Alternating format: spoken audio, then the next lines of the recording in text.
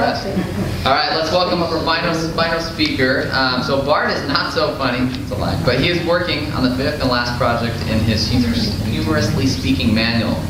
With he will complete his competent communicator goal. Gold, yes. His speech is 5 to 7 minutes and is titled The Body. So welcome, Mr. Bart.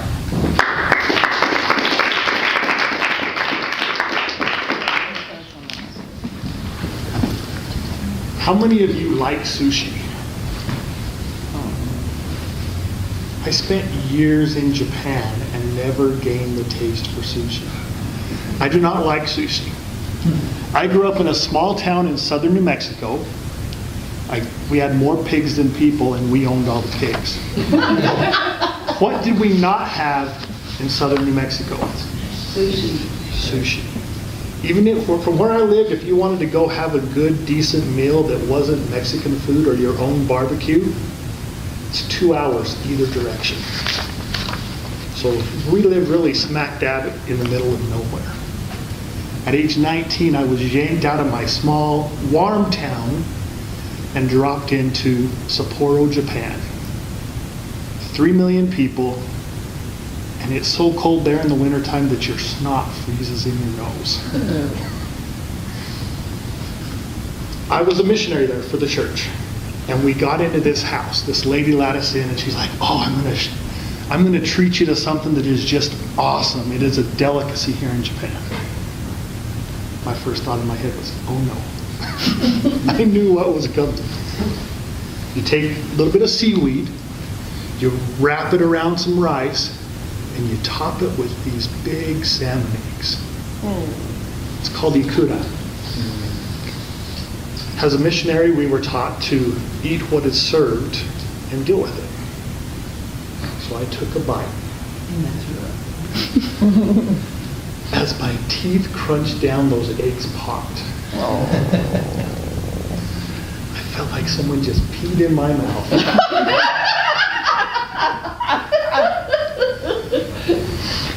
She says, I'm heaving. I'm red. She says, oh, I see you don't like it. Let me go get you something better. She comes out with this cooked fish liver. What about that she just saw in me made her think that cooked fish liver was better? It wasn't. Thinking about it, I think she was doing that on purpose. But one of the most interesting experiences I had in Japan, and I call it the body. At the church that I went to, we had this 19-year-old kid that wasn't completely there. He was just a little bit off.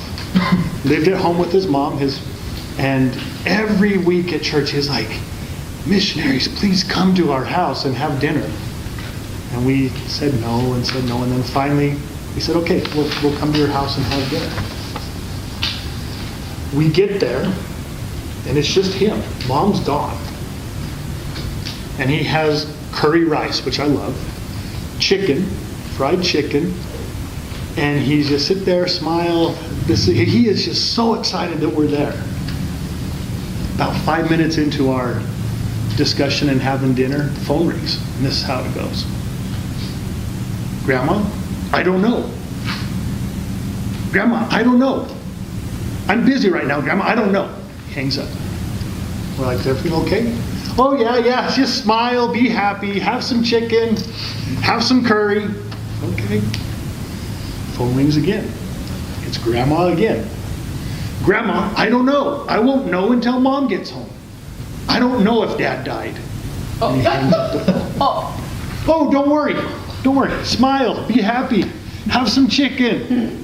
Have some curry. A little bit later, tons of people just come into the house and they're moving boxes around, and me and my missionary companion were sitting there. What do we do? We got to go. Dad had died. And all the relatives were there just clearing boxes out. Oh, don't worry. Smile. Be happy. Have some chicken. Have some curry. You want to watch TV? He pulls out the TV. You never guess what's on. It's the Bionic Woman in Japanese. Probably a lot of you haven't seen the Bionic Woman. let alone in Japanese. Then here comes the body on a stretcher. Oh my God. The custom in Japan is to bring home the body and everybody gathers at the house and stays with the body all night. The body was, like I said, on a stretcher, in a hospital gown, and you know that hospital gowns don't cover a lot.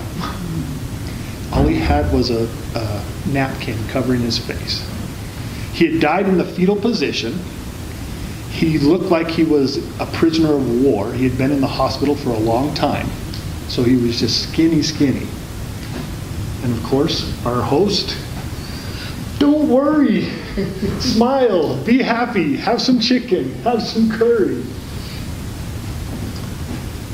And my companion are sitting there, what do? We need to get out of here. We're just in the way. I mean, seriously, it's just the three of us sitting in the middle. Everybody else is moving around. So my companion asked, can we help? Is there anything we can do to help? So our host asked, no, just sit here, just have some chicken, have some curry once again, watch some TV. So finally, one last time, we asked, is there anything we can do?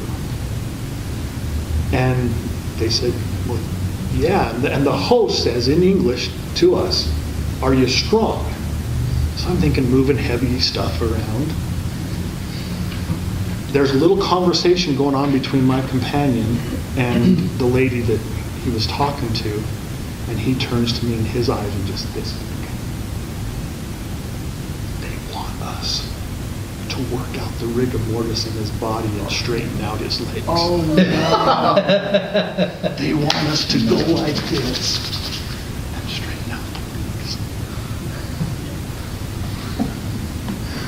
We're walking back to the room where the body is. We have no idea what we're going to do. A man comes up and starts arguing with us about the last rites. We're like, no, we don't do the last rites. And lucky for us, while we were arguing, they decided that they weren't going to straighten out the body. And we said, okay, let's say we're sorry and leave. And we did. As we're walking out the door, my companion looks over to me and says, you know, I could just see myself pulling on that leg and it breaks off. And I go, oops, sorry. Toastmasters, this is a true story. I am not pulling your leg.